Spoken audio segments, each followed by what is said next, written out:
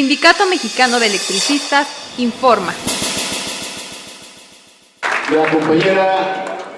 Erika Palma, asesora en la Comisión de Seguridad Social en el Senado. Buenas tardes a todos, todas.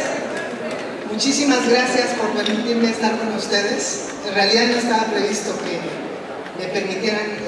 dirigirme a ustedes con unas palabras, pero agradezco mucho esta oportunidad que se me da. Hace algunos años, no sé, unos 10 años más o menos, 7, 8 años, no recuerdo bien, estuve en este auditorio con ustedes, con algunos de ustedes formando parte de este congreso. Me invitaron a platicar, a comentar sobre las reformas a la seguridad social en nuestro país y particularmente la reforma de pensiones. He escuchado con mucha atención en este momento la participación de nuestro amigo Gustavo Leal, que ha dejado para ustedes una propuesta de agenda que se ajusta mucho justamente a las demandas de la mayoría de jubilados y pensionados de este país.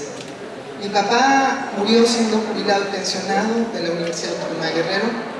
Él fue maestro de la Normal de Ayotzinapa en 1959 y murió siendo decano de la Universidad Autónoma de Guerrero. Mi madre pasó cerca de 3 años para poder cobrar su pensión de viudez, a pesar de que tenía una hija, o sea yo, que estuve 3 años yendo y viniendo a las oficinas de Acapulco, de la delegación del ISSSTE, para que ella pudiera finalmente gozar de su pensión de viudez. Fueron 3 años muy difíciles, que seguramente no es la única. En este país, la seguridad social no solamente se está deteriorando por la falta de compromiso del Estado, y más bien por el desmantelamiento que están sufriendo nuestras instituciones. El derecho a la seguridad social también sufre un embate muy fuerte por el lado de su judicialización. De repente hay trabajadores, trabajadoras que pasan penando por las oficinas, por los consultorios médicos, para poder recibir los beneficios y las prestaciones de las que tienen derecho, tanto como sus familiares. Entonces, el tema del derecho también se cuestiona cuando los trabajadores pasan largas horas, días, meses y años para hacer posible que el derecho lo disfruten, tanto a servicios médicos como a las pensiones de las que tienen derecho. Estamos viviendo ahora un momento muy difícil, no solo para las actuales generaciones de jubilados y pensionados del país, del ISSSTE, del IMSS y de otros programas de pensiones de trabajadores, sino también para el futuro de muchos de los hijos de nosotros, de ustedes, las hijas, que el sistema de pensiones ahora administrado por el capital financiero nacional e internacional. Es un hecho que la gran mayoría de los 50 millones de cuentas que están administrando las AFORES, la inmensa mayoría de trabajadores propietarios de esas cuentas para su retiro, la inmensa mayoría no va a alcanzar con sus propios recursos en su cuenta individual a financiar una pensión para ellos y para sus familiares sobrevivientes. Y ello es así por lo que todos sabemos nosotros, la caída y el deterioro sistemático de los salarios. Y ello también tiene que ver con un sistema que acumula recursos periódicamente, y si el trabajador tiene muchas salidas del mercado de trabajo, evidentemente que el trabajador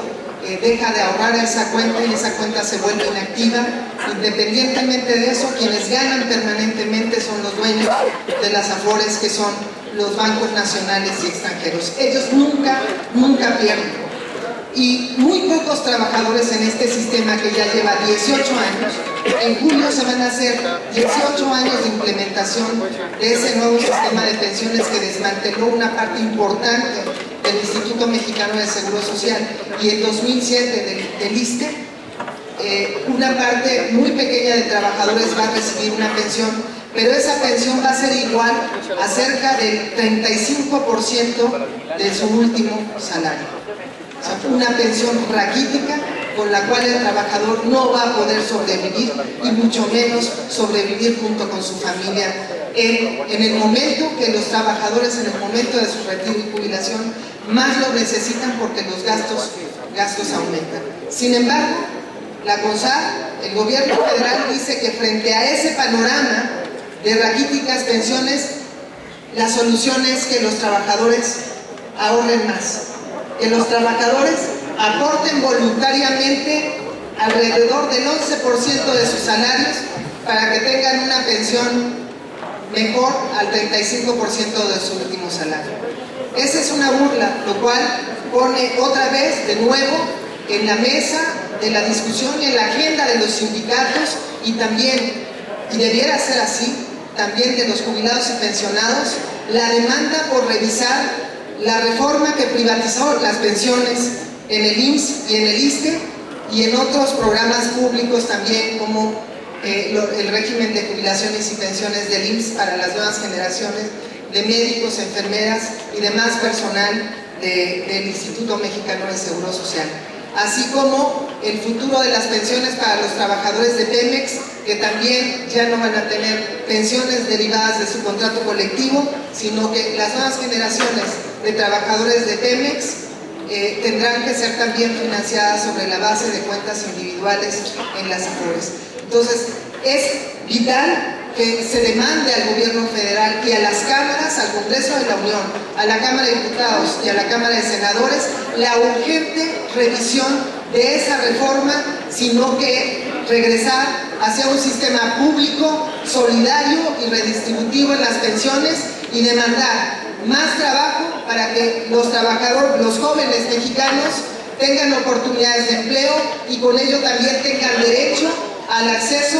al derecho a la seguridad social que establece la Constitución Política de los Estados Unidos Mexicanos. Compañeros, nosotras, mi compañera Erika Palma y yo, seguimos estando a sus órdenes, todavía desde el Congreso de la Unión, en la Cámara de Senadores, en la Comisión de Seguridad Social, y ponemos a su disposición toda la información que tiene que ver con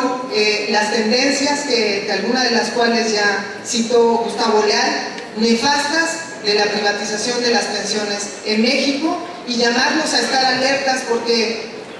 no es un hecho que no se ha quitado el dedo del renglón para desmantelar otra parte importante del IMSS y del ISSSTE, que es una parte de sacar de estas instituciones una parte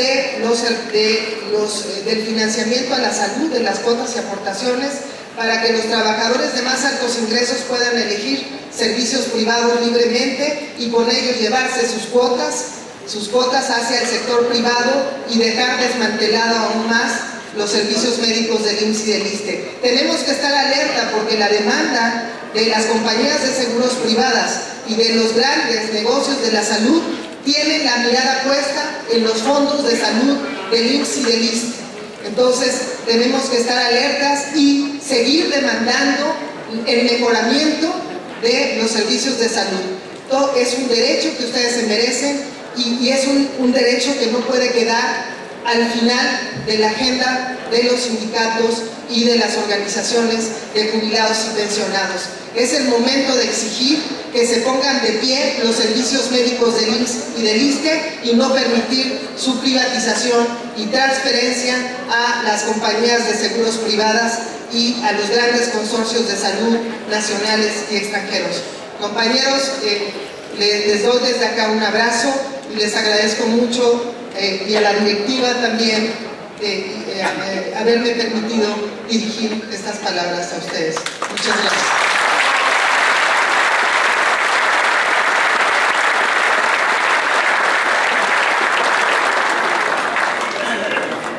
Compañeras, compañeros.